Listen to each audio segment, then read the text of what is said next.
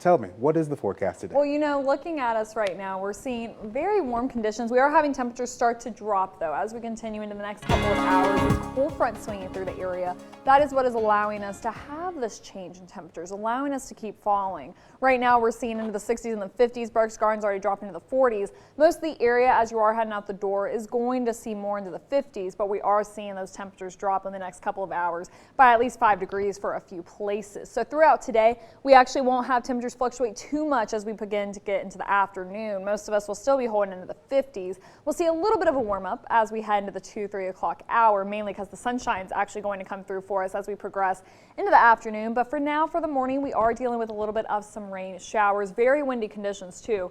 With this cold front coming through, that's giving us the windy conditions, but it's also allowing us to have a drop in high temperatures. So this morning we hit our high temperature. Bluefield hit 60 degrees. As we continue on into tomorrow, we'll see temperatures only heading to the 40s for Tuesday and Wednesday. Into Thursday, we're still holding in the 40s. Friday, we have a little bit of a warm up, but once again, we'll drop back to average. So that cool down is coming for us for tomorrow. So here's a look at the cold front right now on the satellite and radar. As we zoom in a little bit closer to our area, we do see that's continuing to push off to the east. We actually did this morning have some wind warnings, some flood advisories, some flood warnings off to our west in Tennessee and Kentucky, but for us, we're not seeing as strong of effects. It is weakening as it progresses throughout our area. We did see a big, strong line of showers as we headed about a few hours ago, but they're continuing to head to the east, so we are starting to see these showers taper off for us as we continue into the morning. Dealing with very windy conditions, though, we're going to continue with wind gusts throughout today. Beckley's picking up a wind gust out of the southwest of 41 miles per hour. Withville at 35. Berks Garden is picking up a wind gust of 36 miles per hour. Throughout the afternoon, most of us can expect to see winds looking like this, mainly in the 25-mile-per-hour zone, but we can't rule out a few 30-mile-per-hour zones still over the area.